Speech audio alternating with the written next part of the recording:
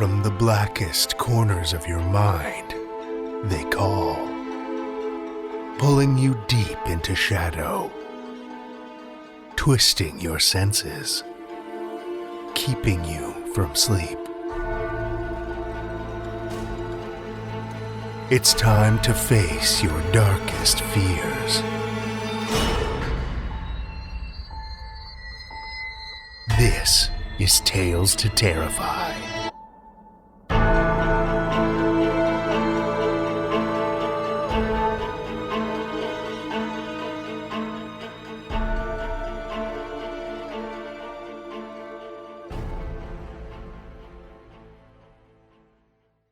Good evening, children of the night, and welcome. Well, I hate to be the bearer of bad news, but summer in the Northern Hemisphere is slowly drawing to a close. What that means, though, as I'm reminded by the rapid changing of the store shelves from green to orange, is that we're drawing ever closer to that most spooky of seasons, and my personal favorite, fall. And what I love more than anything is to make this year the most unnervingly unforgettable season yet. How do we do that, you ask? Well, with stories. Tales of the darkest, most disturbing nature. Tales designed to, well, terrify. Yes, submissions. We're open, and we'd love to devour some of your most dastardly tales. TalesToTerrify.com/submissions is where you'll find all of the details. Also, as I mentioned last week, we're on the lookout for a few new narrators. So, if you've got a microphone, a quiet recording space, and vocal cords capable of harnessing the forces of darkness and funneling them through sound waves into the ears of unsuspecting victims, loyal listeners, well, have I got an opportunity for you? Simply submit a clip of your reading to editor@talestoterrify.com. We're dying to hear from you. All right, we've got all that sorted, quick and easy. Sounds to me like it's time for some more dark travels. We're slowly zigzagging our way across the Great White North, Canada, toward my neck of the woods. Most of my formative years were in the city of Calgary, just at the edge of the Alberta foothills.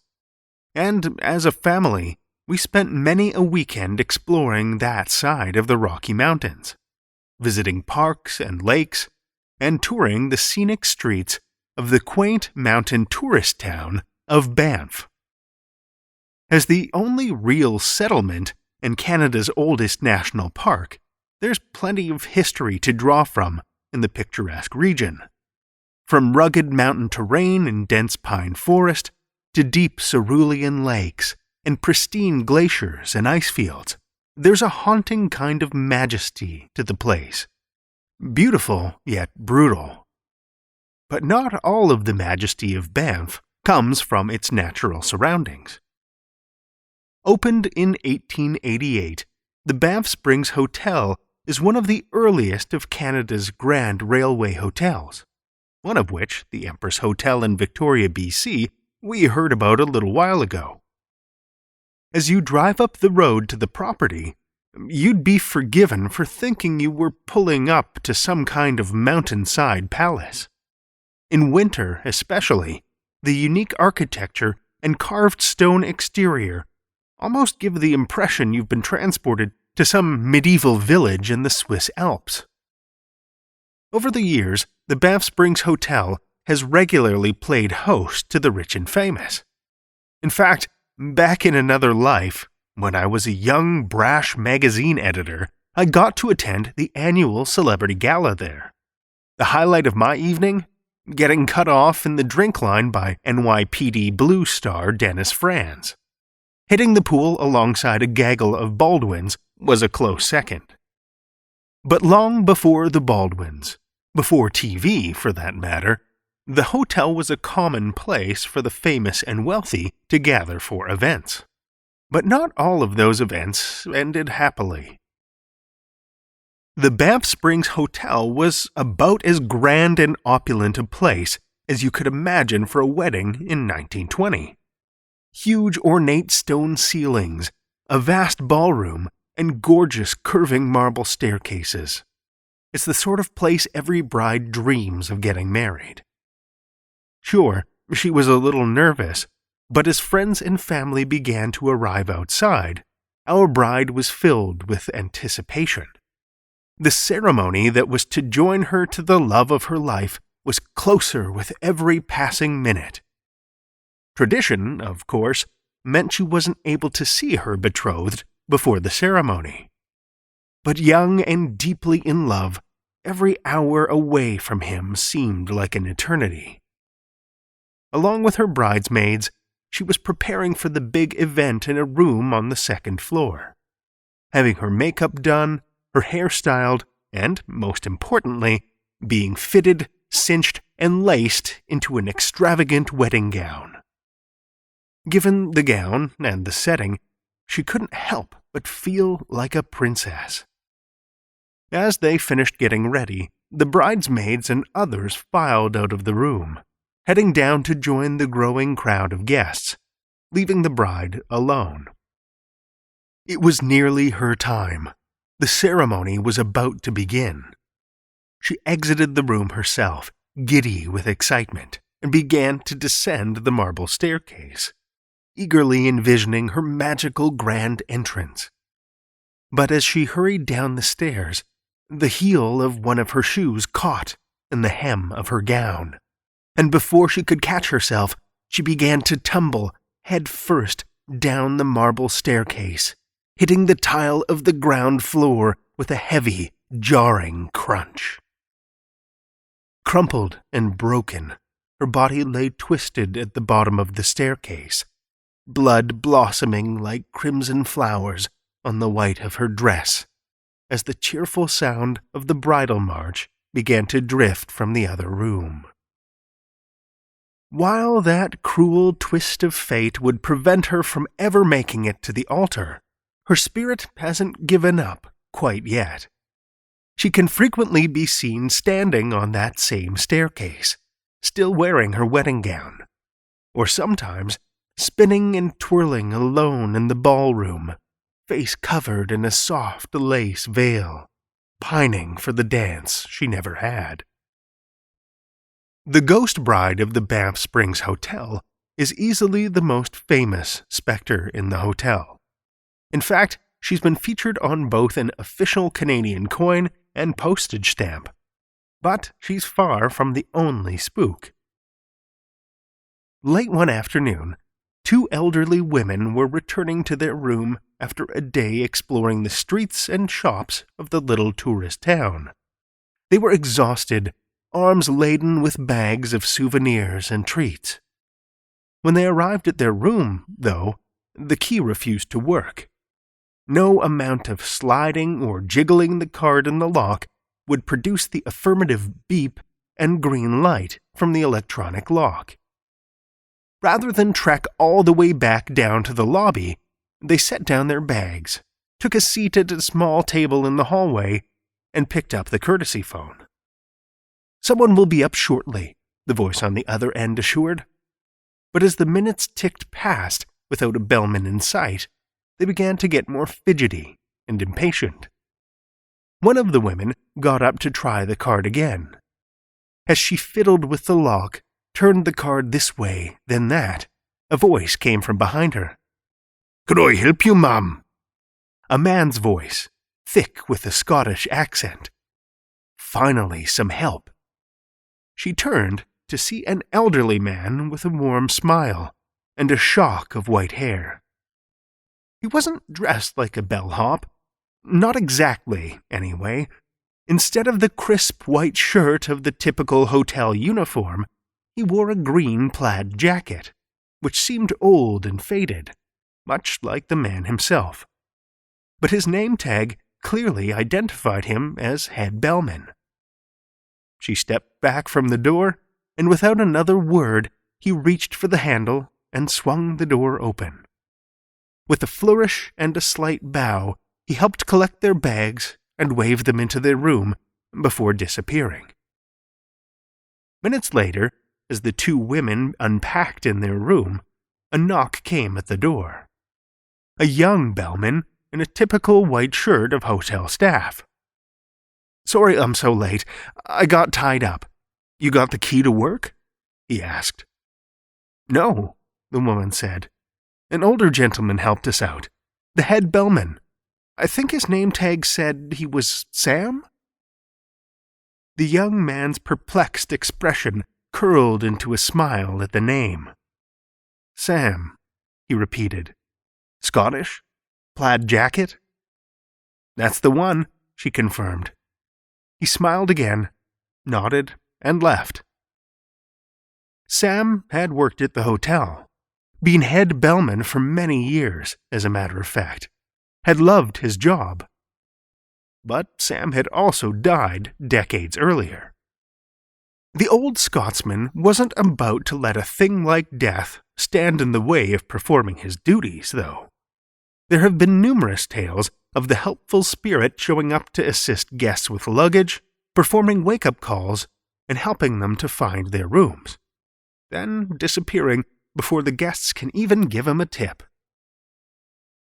When it comes to disappearing acts, though, there's one more tale from the Banff Springs Hotel that really takes the cake. Easily one of the most notorious mysteries of the hotel is the tale of room 873, a room that, if you visit the hotel, has become famous for one very peculiar reason. It doesn't exist. Where every other floor of the hotel has a door to a room in this stretch of corridor ending in 73, the 8th floor has nothing but blank wall. Strangely, that empty wall has become somewhat of a tourist attraction itself. Years ago, a man was said to have murdered his wife and young daughter in a fit of bloody rage in room 873. The crime was so violent and horrendous that, despite the room being cleaned and refurbished afterward, guests who stayed there would flee in the middle of the night, afraid for their lives, driven out by horrible disembodied shrieks and bloody handprints appearing on the bathroom mirror and walls. The problem became so frequent and so violent that not only did the hotel stop renting the room, they had the doorway bricked over, and the staff was ordered to deny the room ever existed. Of course, denial doesn't stop the rumor mill, does it? As I mentioned, rooms ending in 73 were on every other floor in that same stretch of hallway. There was also a light above where the doorway should be, too, just like above all the other doorways in the hall. And the baseboard was missing in exactly the place a door would have stood. Soon people discovered that if you knock on the wall where the room should be, you can hear a change in the sound of the wall, too. It becomes hollow. Now, I wouldn't recommend wandering the hall and tapping. There's a good chance there's someone very much alive on the other side who wouldn't appreciate it. The hidden room, it seems, in recent years was incorporated into the adjoining suite to make one extra-large room. But a story like that doesn't disappear quietly, and the curiosity of visitors who've heard the legend continues to draw those to the spot where the door once stood. Staff remain incredibly evasive if asked about the room, denying any knowledge that it existed. But many guests still claim to encounter remnants of the violent act that occurred there. In particular, the spirit of a young girl who wanders that stretch of hallway as if lost, and who vanishes into the empty wall when approached. It seems some rumors, like the spirits that inspired them, simply refuse to die. We have one story this evening, which comes to us from Joshua Robinson. Joshua Robinson is a dark fiction writer living in London, England. His work has appeared in Coffin Bell and Night Picnic, among others. He is currently working on a horror novella and can be found enjoying movies of the same genre in his downtime. Children of the Night, join me for Joshua Robinson's Home, a Tales to Terrify original.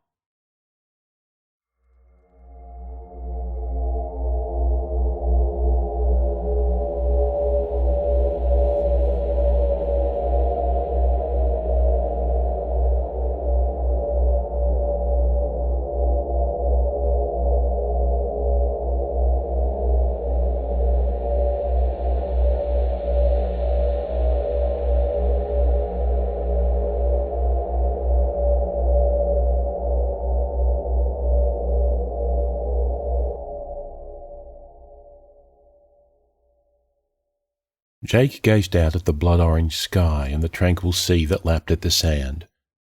Breathing in the salty air, he turned to the gorgeous brunette sitting hunched up beside him, his hands cold and clammy. The moment he'd both dreaded and longed for had come at last. "Still don't get why you chose Scotland," Lucy said. "Could have gone to Spain or Santorini, somewhere with a sun." "Sure," Jake said, "could have. But there's something special about the Isle of Barra. Take a look around." She peered left and right. "At what?" "Exactly," he flashed a smile. "We've practically got the place to ourselves." Lucy rolled her eyes and crossed her arms.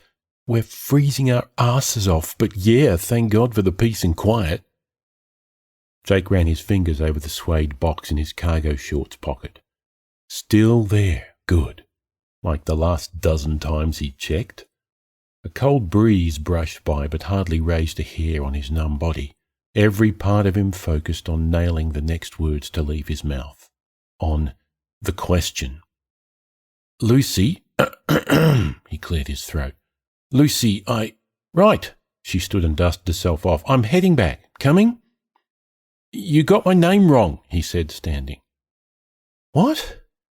"When we met, you wrote Jasper on my coffee cup." He laughed. "How do you get Jasper from Jake?" She shrugged. "I don't know. Come on, let's eat." "That mistake got me to talk to you proper. Got us to where we are now, if you think about it." "Jake!" "But this..." He swallowed and got down on one knee, taking out and raising the blue box in front of him. "This is the furthest thing from a mistake." She stepped back and lifted a hand to her mouth. "I love you, Lucy Crawford. Have done for 3 years and will do for many more." He opened the box. "Will you be my..." "No." His smile shriveled, his gaze dropped to the sand. For a second he felt he was floating. "No?" The word hung there, suspended by the thick silence between them. Jake held his pose. He dragged his eyes up her legs, past her chest, and met her hazel ones staring down at him.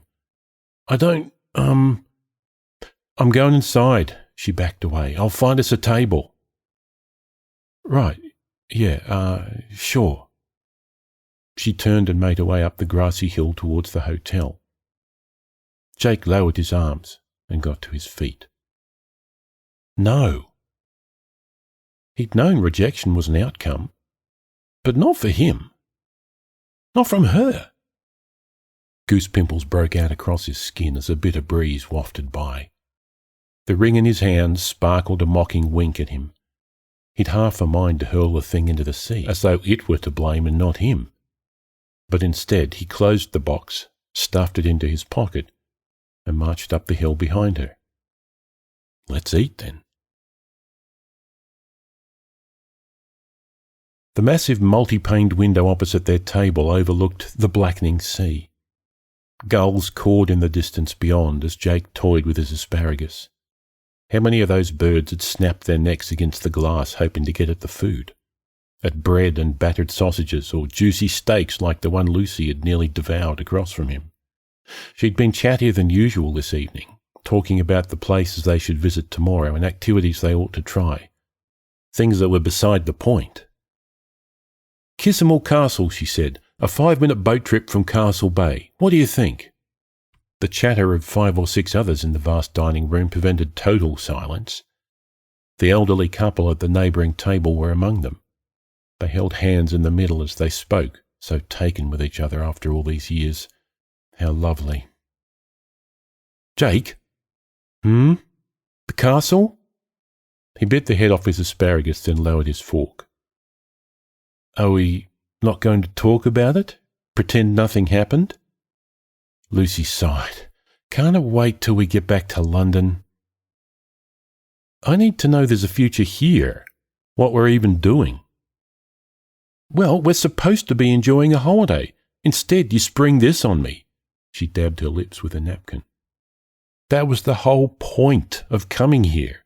His eyes drifted to his plate. Do you still love me? Christ, cut the drama. She grinned and put a hand on his. Look, nothing's changed. But the fact is, life's unpredictable. Who knows what might happen in the future? Why bother with the hassle of getting married? Besides, we more or less are already. All that's missing is the bit of paper that says so. I can type one up for us, make it look official and everything. Sound good? He pulled away and sat back, casting a glance out of the window. Right, sorted. She sipped her red wine. Now, about the castle. Whatever you want. Throwing a tantrum, are we? Grow up, Jake. Not at all. Just don't see why I should care, 'cause who knows what might change tomorrow, right? Nodding, she licked her teeth and stood. You're absolutely right. Wait, I'm sorry. Lucy threw down her napkin. Enjoy your moping. She stormed off, through the tables, towards the reception, and turned left up the stairs out of sight. Jake pinched above his nose. Idiot! And when he looked up, found the elderly couple studying him with beady eyes. He forced a smile, got up, and wandered over to the bar. Drowning in whiskey and self-pity was preferable to whatever shitty feeling now stirred in his stomach. Or maybe that was the fibre-filled asparagus at work. Who fucking cared? What can I get you? I'll have a Jack Daniels, neat. The bartender nodded, then prepared and handed him his drink. Cheers. Jake emptied his glass in one gulp. One down, half a dozen more, and today never happened. You're too good for her, you know. A woman's voice on his left. Not quite Scottish or English or any accent he could place, but it was silky, the words spoken so smoothly they seemed almost artificial. And when he turned his head he saw that the specimen it belonged to, sat facing him on a stool with one shapely leg over the other, was even more beautiful. I'm sorry? He didn't realise he'd moved until taking a seat in front of her, reeled in by her emerald eyes. Then his own traversed her flowing orange locks, full breasts and curvaceous body hugged by a cobalt dress. She smiled, her crimson lips stark against her porcelain skin. I said, you're too good for her. Try telling Lucy that, he grinned, and so did she. Fancy a proper drink? What am I doing? She raised her bottled water. I'm all fine. And all ears. What happened? Oh, nothing special. Classic case of man on knee gets flattened. She doesn't want to get married. After 3 years. 3! Jake sighed. Honestly, I'm not sure where we go from here, if anywhere at all. He frowned. Why am I telling her this? The woman nodded, and her eyes fell to the bar top. Blind to what's in front of her. That's a pity, a shame and a waste. What about you? Are you, involved? She met his gaze. I've been alone a long time. He'd have rolled his eyes or cracked a smile if not for the sorrow painted across her face and the seriousness of her tone. It's quiet where I'm from, she said.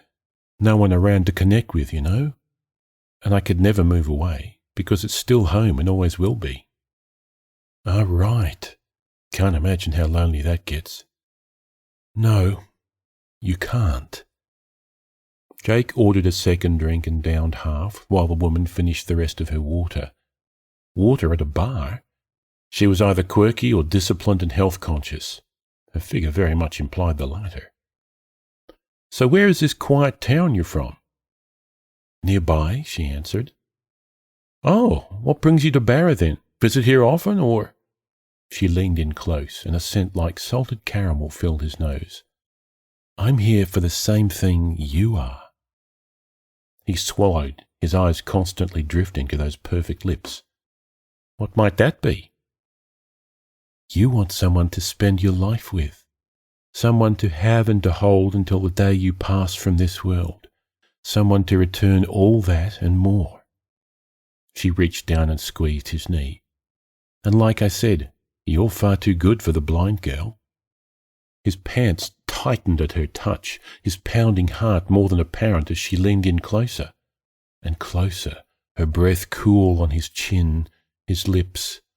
No, Jake pulled away and stood. I should be getting back. Big day planned tomorrow, seeing a castle. He hurriedly paid the bartender before facing her a final time.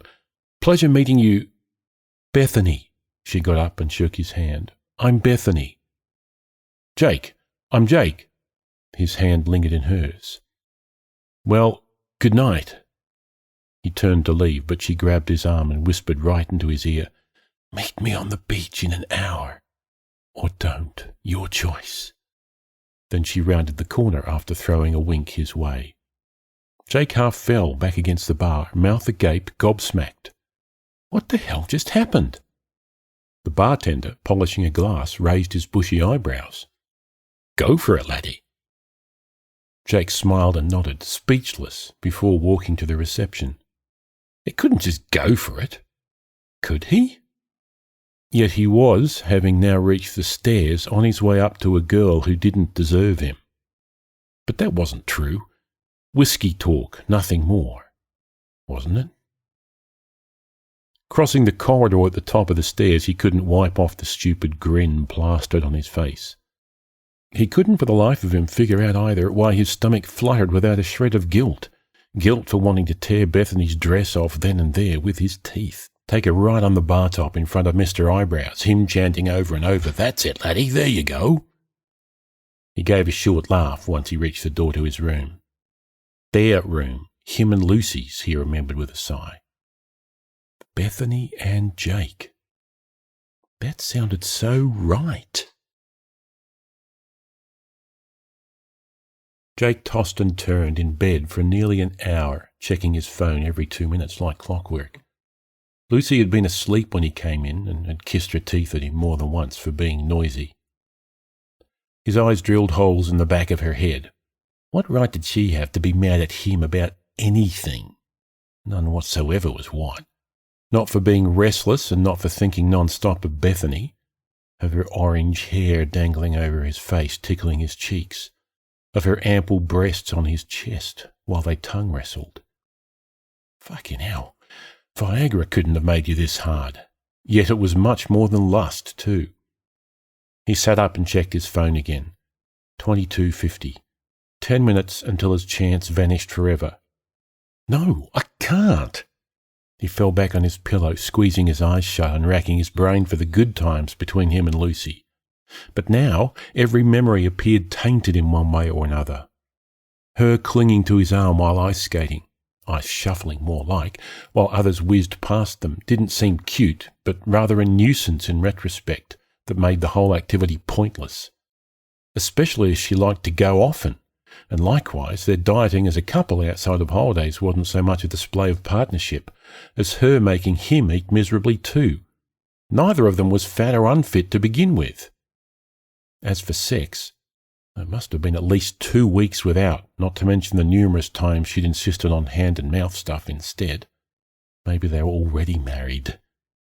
Then again, he'd bet his life the old man at dinner still got his fair share of action, more than Jake at least. He picked up his phone again. 22:55. Screw it.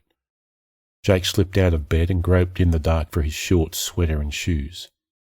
He deserved better than waiting around twiddling his thumbs while Lucy figured out what she wanted, or who she wanted. Whatever the case may be, Lucy groaned. Shit. She rolled over and half sat up on her elbows. Babe, what time is it? He stood frozen by the door, shoes in hand. Just popping out for some air, can't sleep, won't be long.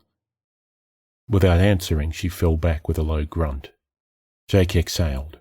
After putting his shoes on, he left the room, crossing the corridor in a jog before rushing down the stairs. He passed the vacant reception and stepped out of the hotel and into the night. The crisp air bit through his sweater as he descended the stone path to the shore. Making love on the beach would be interesting and itchy, not that that would ruin anything, not with someone like her. When he reached the bottom, he turned in all directions, but only barren stretches of pasty sand and weathered rocks, like moulded black crust lining the grassy hills, met his gaze. He ripped his phone from his pocket. 2306. Don't tell me I missed her. Hoping to spot her further down the beach, he squelched alongside the water to the left. However, he quickly recognised more of the same, with the exception of the looming hill in the distance, towering against the empty sky. No sign of her, not here or anywhere. Bollocks. He stopped and faced the roaring sea, allowing the icy water to lap his shoes and ankles. Typical. Of course she hadn't shown up. It was just another trick, like believing for a second that Lucy would say yes to his proposal. And why would she? Come on, Jake, why would she have said yes to a low-wage postman with zero ambition?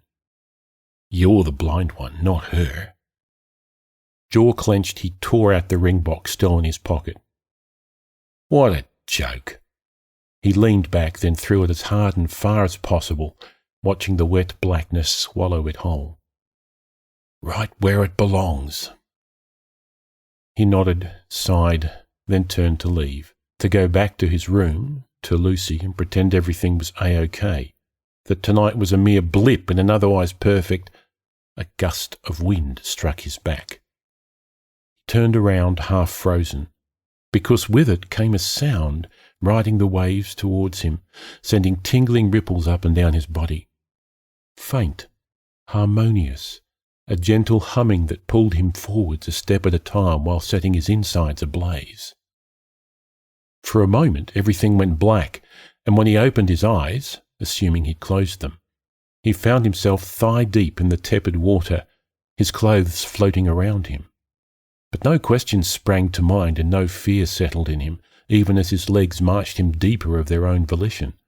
Only a wild, scalding urgency existed, to seek and embrace the source of this magnificent melody.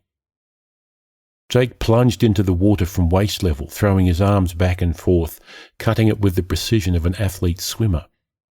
The splashing, distant, roaring and constant lowering and lifting of his head with each breath did nothing to stop the humming reaching his ears with perfect clarity.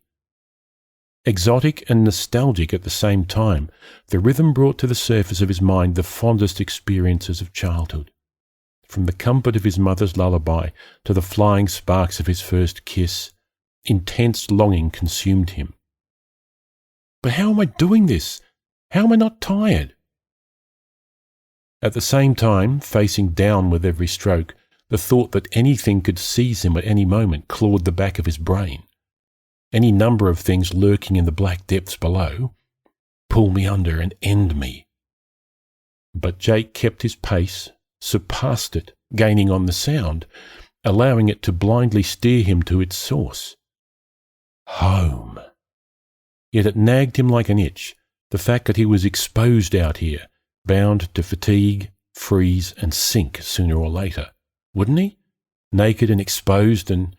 Good God, so was she.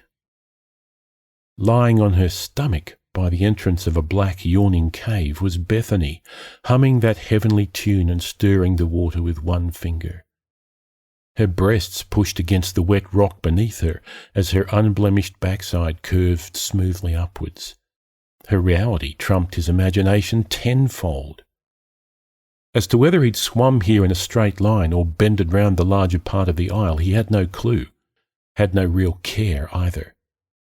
She grinned and curled a finger at him, as though to say, "Get your ass up here, handsome."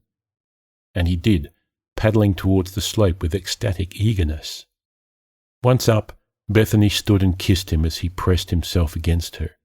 He brought his mouth down to one pink nipple, sucked, gripped and moaned while basking in that intoxicating caramel aroma. "Glad you could make it," she said, giggling and cradling his head. He rose and caressed her cheek in his palm. "Bethany, what are you?" "Yours." Smiling ear to ear, she took his hand and led him inside the cave. The myriad of questions he had were quashed by her touch before they could even take shape, replaced with a crippling bliss that flooded his being. What mattered was they were together and nothing else. The stench of rotting fish found his nostrils in the grainy darkness. Glancing all around him, he saw no carcasses anywhere. No rocks or boulders either, only shallow tracks of different widths lining the ground towards the entrance. Had they been shifted out into the sea? By who and why? He couldn't hazard a guess, but then didn't quite care to. Bethany stopped. Her eyes were fixed on a massive structure jutting out of the end wall. Razor teeth ringed a gaping mouth, and pitch blackness lay between them. "What the hell is that?" he asked, half wincing, because the dead smell seemed to come directly out of it. Bethany kissed his forehead. "I knew you'd choose me. I'm going to treat you like the king you are. Forever, my love." Forever. That sounded so right. As they approached, Jake observed scales carved along the structure's profile. It had reptilian slit eyes that looked almost alive, so intricate was the design. In fact, the entire head did, comparable to a dragon or sea serpent's. He stepped back and swallowed. "That's not a statue. That's a fossil." Bethany pulled him forwards before he could turn away. She cupped his face with her hands and spoke slowly, her gaze boring into his. "You're okay." The words quelled his jackhammering heart. "I'm okay," he repeated, nodding. "I'm okay." He shook his head, then allowed ecstasy to sink in one more, shuddering with pleasure as his eyes feasted on the naked beauty before him. "I need you so bad." Jake wrapped his arms around her waist and pulled her towards him. "Soon," she said, "but first I need you to lie down and keep quiet." "What?" Jake frowned, but found his body submitting to the request of his own will, as though her velvet words carried some unseen weight that pushed and pinned him to the cold, moist ground. "There," she added. "Now we can begin." Bethany strolled up to the gargantuan head, her round cheeks lifting and dropping with each step, and got down on her knees before it. Then she threw her head back and her arms up in worship. "What is this? Why the fuck can't I—" "Master, Maker, Almighty Leviathan, dread servant, Titan, mouth of the deep, thank you, a million times thank you for granting me a body anew, to walk and talk as those on land, to hide and dwell within their bands, to seek and find a love my own. Gratitude, gratitude for the grace you have shown."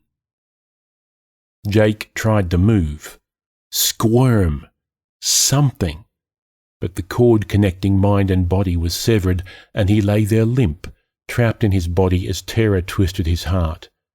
Cold sweat pooled on his skin, and his mouth, it wouldn't open. Why couldn't he speak? What was this? "A final favour I now ask, to lend your power for this final task. Return me to my own true form, and then, my lover, let us transform." With every fibre of strength, he budged his lips, parted them just enough. "Oh!" Bethany didn't answer. She sat with both legs straight out and pressed together. Then she laid one hand on the chin of that mammoth head. Jake lifted his own a fraction, throat dry as dirt. He sucked in half a breath before unleashing a hard, muffled growl. "Bethany!" She put a finger to her lips. "Hush now, love. Won't be long. Promise." Bubbling surrounded the cave, distant but unmistakable, The ground warmed beneath him and heat seemed to pour from that jagged mouth to nowhere. Surely the sea couldn't be boiling. Then came a sizzling, followed by the stench of burning flesh from between Bethany's legs. Between her legs where skin melded together, lines and creases merging into one right the way down to her heels. And her toes, they vanished too. Her feet 2 featureless flippers. She panted and tensed, clawing at the rock with her free hand, her howls of pain bouncing off the rugged walls. Christ, it's moving! The one limb, it thrashed and beat the ground, at the same time changing from a creamy white to an oily black. Then the one leg snapped back at the knees with a crack, and her piercing shriek split his ears. Bones crunched, breaking in impossible places, at impossible angles. A writhing snake coming alive as scales sprouted all over the nightmare appendage. Over a tail. One that shimmered despite the absence of light. The creature, mermaid, face-drenched in sweat, smiled as though at a newborn babe, marvelling in wonder at her curved fins. "Your power is great, my father." Then her eyes met his. He hadn't noticed them change. Why would he, of all things? They were larger, rounder, and a thick cloudy layer coated them, but still they faintly shone like a cat's in the dead of night. She dragged herself towards him, pebbles scraping beneath that clumsy limb. She climbed on top of him, her breasts pressed to his chest as she stroked aside his damp fringe. Gills opened up on either side of her neck like tiny mouths as she flashed her box-cutter teeth in a wicked smile, and her hair, those orange locks brushing and tickling his cheeks, they were stringy, a wig that didn't fit right on that slender head. "Speak, lover." And he could, thank God he could. What's going happen? Please, She planted slippery lips on his. "It's your turn." "My turn?" A shrill laugh burst forth from his mouth and tears ran back into his hair. He whimpered, snapping his head left and right. The mermaid cast a backwards glance towards the black sea at the other end of the cave, so near and yet so far. "And then, dearest, we can go home."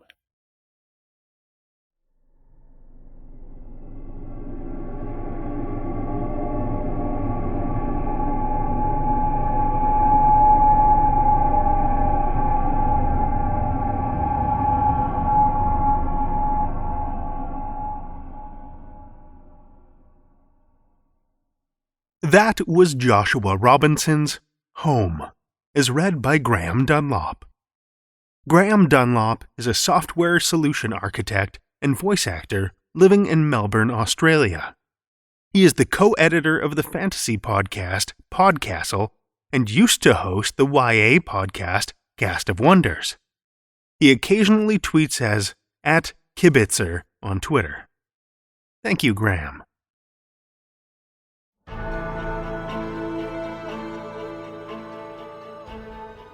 Well, children of the night, the hour is late, and we've run out of tales to tell. For now. Tales to Terrify is made possible by the tremendous generosity of our supporters through Patreon and PayPal. If you're not already a supporter, head over to patreon.com/Tales to Terrify for a look at all the awesome perks. From ad-free episodes and bonus content, to shout-outs and swag. Every dollar helps, and we appreciate it so much. If you're looking for another way to help, why not drop a rating or a review on Apple Podcasts, Spotify, Stitcher, or wherever you listen to podcasts. Ratings and reviews are an easy way to show your appreciation and help us spread the darkness. Tales to Terrify is produced by Seth Williams, Pete Morcellino, Meredith Morgenstern, Julia Zellman, and myself, Drew Sebastini, with original theme by Nebulous Entertainment. Tales to Terrify is distributed under a Creative Commons Attribution, Non-Commercial, No Derivatives license. Join us again next week as we unlock new terrors with more Tales to Terrify.